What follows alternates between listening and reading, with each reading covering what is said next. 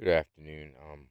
Going to be discussing Trump's tariffs and a little bit about myself also, and also going to go into economics, also the deficit, and I'm going to cover a lot of stuff. I have a management business degree from York, Pennsylvania. I also been in a supply chain for 40 years and also was an ISO auditor. If you're not sure what that is, you can always look it up. But I can look at any policy and tell if there's any weaknesses or anything that needs to be, if it's flawed or anything. So, anyway, let's start with the tariffs. The tariffs will eventually work. We will go through a little bit of pain, the stock market, but we shouldn't get overreact because the main reason is if you look at a 25 to 30 year process of it going up and down, it has to do with corrections in the market and sell offs in the market. And that normally averages between 2 to 3 times a year. Bear market eventually happens off and on too. So there for several weeks it was a little rough riding, but now and this the week before we were in the green. So once these negotiations of tariffs start, then everything's going to change. Uh, the unemployment was last week was at 4.0, and we gained 875,000 jobs. So that's why the market seemed to be looking good for the green. But there'll be probably people out there thinks their profits, of course, over the years. You know how many times that they said we could be go into depression and we didn't. Recessions that I know of, and I'm 63 years old. I know of only two recessions, and they weren't long. So these prophets that think they know everything, these professionals that think they know everything, they don't. But I can tell you from right now, remember what I'm going to say. 2 years down the road, instead of just 100 days, like they were all trying to do evaluation on Trump. That's just on ratings and stuff, and another publicity stunt from the biased media. So when you look at the standpoint of the tariffs and stuff and negotiations on the tariffs, like I've been in supply chain, and so I had know how to deal and negotiate with suppliers. It's basically the same thing he's going to be doing with other countries on tariffs. Probably the last one that he'll get will be China. Okay, so we all need to open our minds and take a look at deep down in what I'm about ready to say. Okay, so it's the same thing as is I have negotiations with 6 or 7 suppliers, and they're gonna negotiate some tariffs.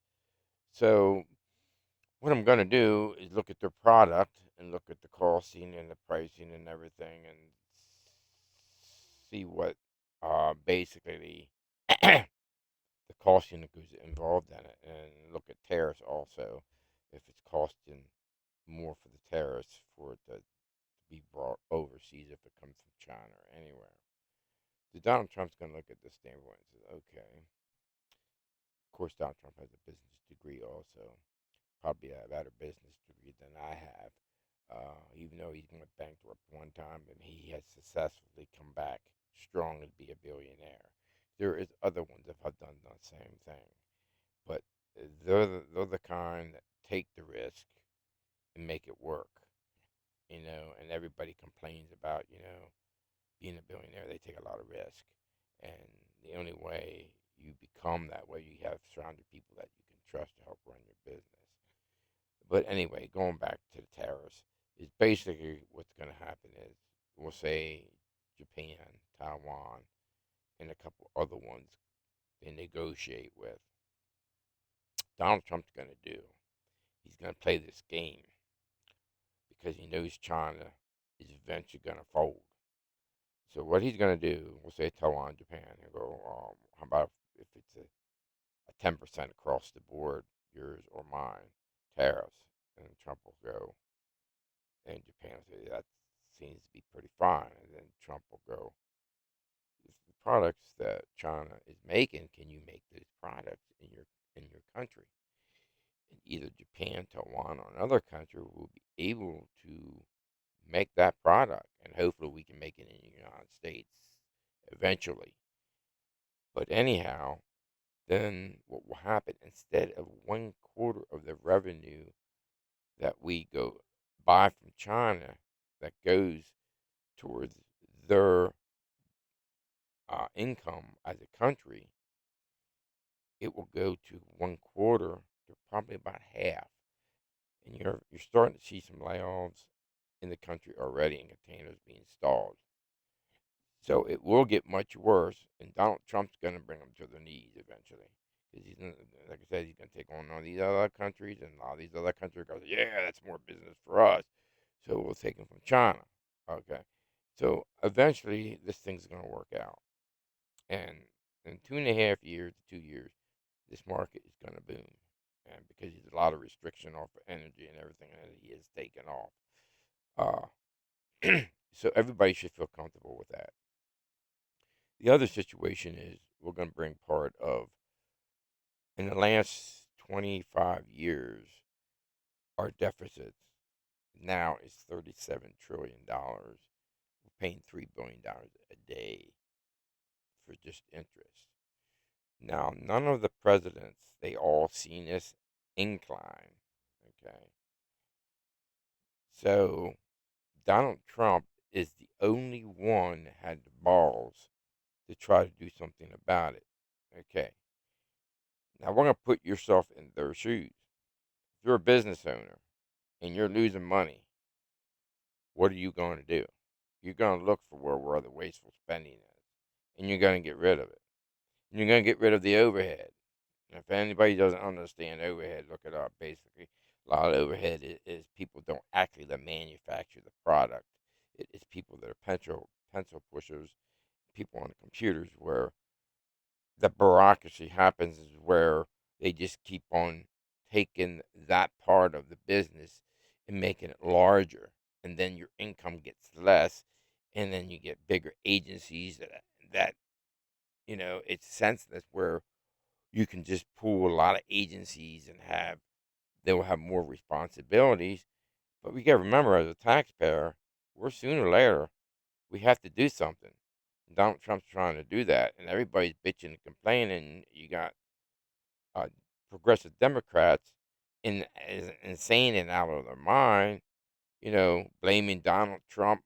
Things are gonna get worse and stuff. You know, none of the presidents even took a chance of trying this, and I do see it working. After 2.5 years, you don't value a rate of president on 100 days. That's just a stunt to get the ratings and agenda going. So on that factor, that's what I want everybody to understand, that they should relax. And I'm telling you, it's kind of come around. I mean, even my wife, it was 2 weeks ago, was worried about the stock market, and I said, "Don't worry, relax." I said, "They have corrections 2 to 3 times a year. Once in a while, we get a bear market." I said, "Once job performances come out, and he gets the first negotiation signed, everything is going to start taking effect." On which the jobs that was this past Friday created, I think it was 887,000. I think I said that before. Helped the stock market. So what I was beyond me, where people are going crazy about these illegal criminals that we've taken into this country, and it's pretty sad that they're supporting the illegal criminals. And they're saying about due process. Okay, Garcia already had 3 times over due process. Okay, some people say he hasn't. No, he has. Uh, Not only that, people don't understand that when you're a terrorist considered of your country, which the president of El Salvador has stated that he is a terrorist. Okay, it was stated, but people still think he gets due process in this country. He ain't a citizen of this country. He was in a green card for 10 years. So he's really theoretically a citizen of El Salvador. So he has to go back for justice in El Salvador. Okay. People got to understand the Constitution. Okay. A lot of them do get due process, and they're expected to get due process. But he had it 3 times, and he's a woman beater, and he's considered a terrorist. And if you could get it considered a terrorist, you don't get any due process. He had it, and actually he shouldn't have had it because he for 10 years he came to this country to do what? To get away from the criminal charges that he had in El Salvador. And they probably been looking for him for the last 10 years, and here he is in the United States living up the life, taking illegals across the borders, and which is a proof of that when he stopped the car and he was beating his wife several times. So I don't understand where they think it's okay. But if it was okay, if you look at uh, Joe Biden, he's the one that started all this. Okay, if you look at it, he had open borders. He had executive order to bypass, not to obey the immigration laws. So it was open borders. But the thing about it is, but people don't do the research enough. In the Trump first administration and the Obama administration, a lot of those from the Obama administration didn't have due process. If they were criminals, it got in front of a judge, which is an immigration judge, without an attorney. That's what they get without an attorney. And guess what? ICE already has all the charges they need. And then what happens is if you can't speak English and you can't represent yourself, which most of them can't, you're gone. You're going back over. And that's the bottom line is I don't understand why they want to support this. And what they're doing is they're giving them more rights than the American people do. You know, so I don't want to hear about this due process garbage because really and theoretically they shouldn't get nothing because they're illegal in this country. And then you look at the standpoint of Obama and Trump had the lowest in the first terms, and then people are bitching and complaining about due processes and some of them are going to wrong countries or whatever the whole 9 yards. I don't want to hear that. That is a bunch of garbage because I'll tell you why it's a bunch of garbage. In Obama's first administration and Trump's first administration, they had no ICE in this country going after anybody. You got it now? So that means no ICE going after anybody in the country because there's nobody here to get. There's no problem. So then Mr. Joe Biden comes along, opens the borders, gets executive order. So now you got 21 million illegals and plus criminals in this country. Okay. So that's why we have ICE in this country going after individuals. So this freaking half-ass criminal that you support, Garcia, he would have never been caught because there would have been no ICE going after him. If Joe Biden would have kept the borders closed and obeyed the immigration laws without the executive order. Trump is only doing and following enforcing the immigration laws. Biden did not. Obama, his first time around, he did.